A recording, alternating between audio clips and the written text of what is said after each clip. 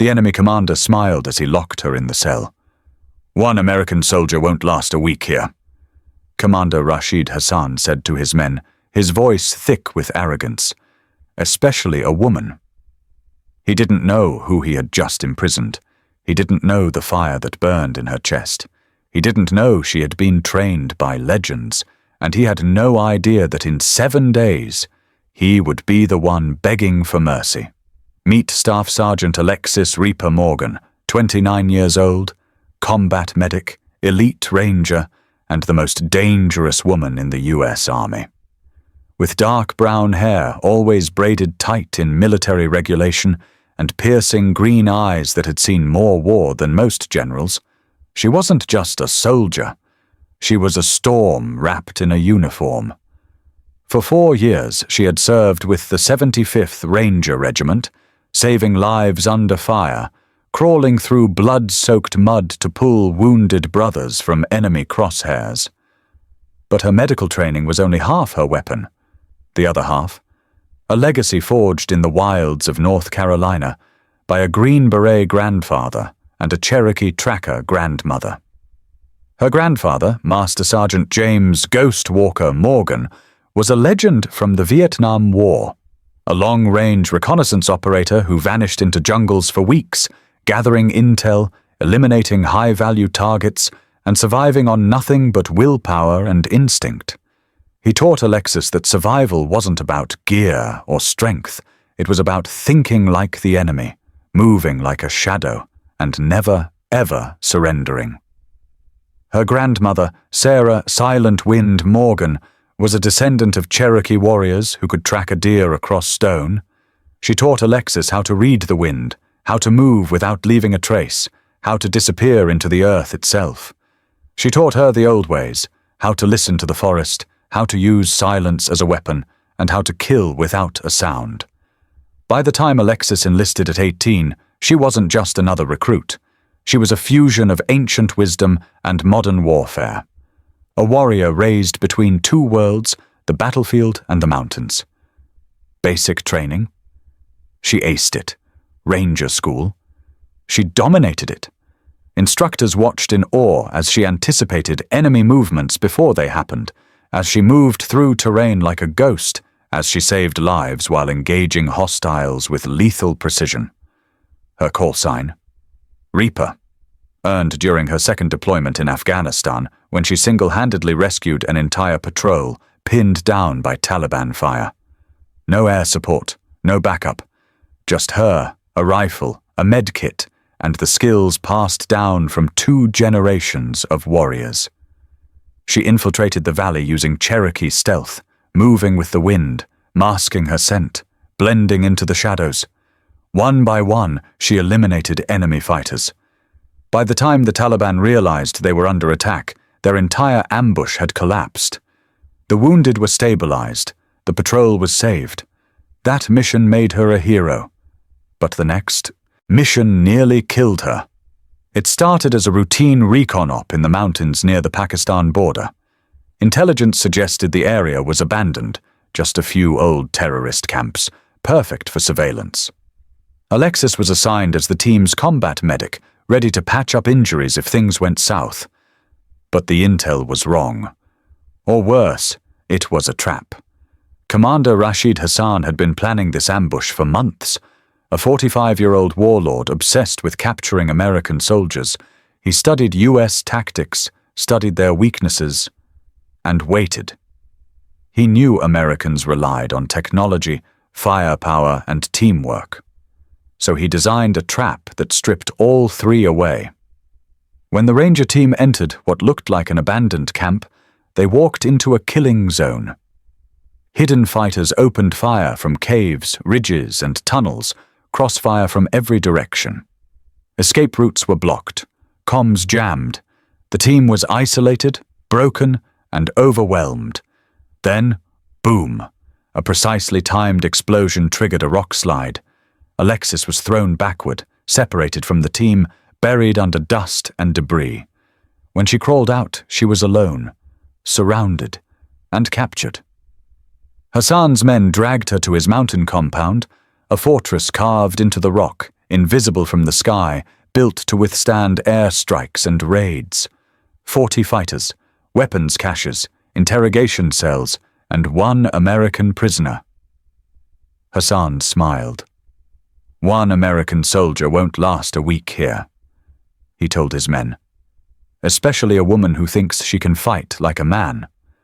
We will break her spirit, use her in propaganda, make the world see the weakness of your so-called elite forces. He locked her in a concrete cell beneath the command center. Cold, dark, silent. He thought she was broken. He thought she was defeated. But Alexis Morgan wasn't just surviving. She was planning. For the first 3 days, she did nothing but observe. Every guard shift, every footstep, every creak in the wall. She listened to conversations through the concrete. She memorized routines. She studied the layout of the compound in her mind like a map. Her medical training gave her an edge Hassan never saw coming. She knew how to incapacitate a man with a single pressure point. She knew how to use everyday items, a spoon, a cloth, a belt, as weapons. And she knew exactly where to strike to kill silently. Her Cherokee training told her more. She could feel vibrations through the floor, footsteps, movement, changes in guard patterns. She could hear whispers through ventilation shafts. She could smell fear in the air. By day 4, she was ready.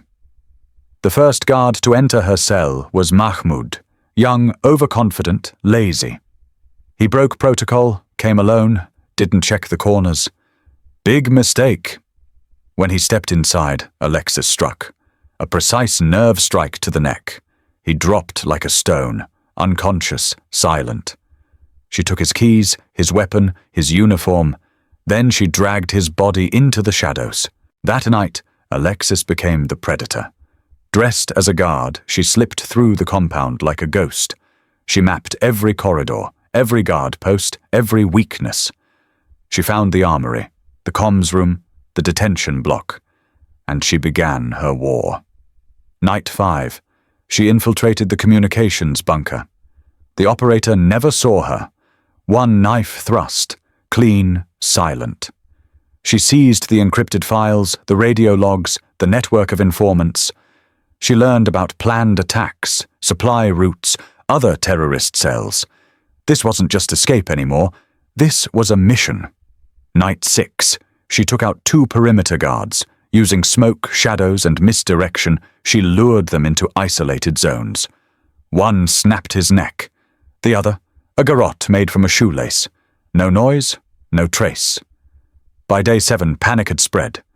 Guards whispered about a ghost. Equipment went missing. Men vanished. No bodies, no blood, just gone. Hassan finally realized the truth. His prisoner hadn't broken. She had turned the compound into her hunting ground. "Find her!" he screamed. "Search every tunnel, every room!" But Alexis wasn't hiding. She was waiting. She had moved into the maintenance tunnels, a network of pipes, vents, and forgotten passages beneath the compound. From there, she monitored radio chatter, tracked movements, and prepared for the final strike. And then she saw it, the intel that changed everything. Hassan wasn't just running a cell, he was coordinating a massive attack, a multi-pronged assault on a US forward operating base within the week. Suicide bombers, ambushes, insider attacks, hundreds of American lives at risk. Alexis knew she couldn't just escape. She had to end this. On the 8th night, she launched her final assault. Using improvised explosives made from medical alcohol, cleaning chemicals, and wiring, she hit 3 key targets at once: the weapons cache, blown sky high, the comms center silenced with fire and steel, the command bunker destroyed in a firestorm. Chaos erupted, fires burned, radios died. Fighters ran in circles, screaming, shooting at shadows. And in the middle of it all, Alexis, moving like death itself. She picked off stragglers, sabotaged vehicles, cut power lines. By dawn, half the compound was in ruins. Half the fighters were dead or fleeing. Hassan, desperate, ran to the emergency comms room, his last hope to call reinforcements. But Alexis was already there. She stood in the dim light, holding a folder filled with his darkest secrets, names, locations, plans, betrayals. "You were right about one thing," she said, calm, cold. "One American soldier couldn't last a week here." She stepped forward. "But I'm not just any soldier.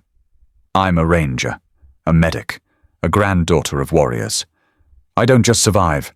I adapt. I overcome. I eliminate." Hassan reached for his gun. She shot him in the hand. Then the knee. Then she took the folder and walked out. 3 days later, a U.S. rescue team arrived at the coordinates of her emergency signal. They expected to find a broken prisoner. Instead, they found one woman standing in the ruins of a destroyed compound, holding intelligence that would dismantle an entire terrorist network. The pilot radioed back. "We came to rescue one medic. We found a soldier who wiped out an entire enemy base." Back at base, Major Reynolds debriefed her, stunned. "Sergeant Morgan, what you did in 8 days would take a full special ops team weeks. You didn't just escape. You conducted a full intelligence and sabotage mission under captivity." Alexis looked at him. "Sir, the enemy made the mistake of thinking capturing me would break me. Instead, it gave me the perfect position to break them." 6 months later, Staff Sergeant Alexis Morgan was promoted to Sergeant First Class. Her mission became a case study in special operations schools worldwide, and no one ever doubted a woman's place in combat again. Today, Master Sergeant Alexis Reaper Morgan trains the next generation of elite soldiers. She teaches them that true strength isn't in avoiding danger. It's in rising from captivity, silence, and isolation as something far more dangerous. A warrior the enemy never saw coming. They locked her in a cell. They thought she was prey. But some people aren't broken by chains. They're sharpened by them. Because when the world thinks you're defeated, that's when you become unstoppable. And sometimes the most dangerous thing you can do to a warrior is underestimate her. Share this story, because somewhere someone is cornered, broken, and told they can't win, and they just might be about to prove the world wrong.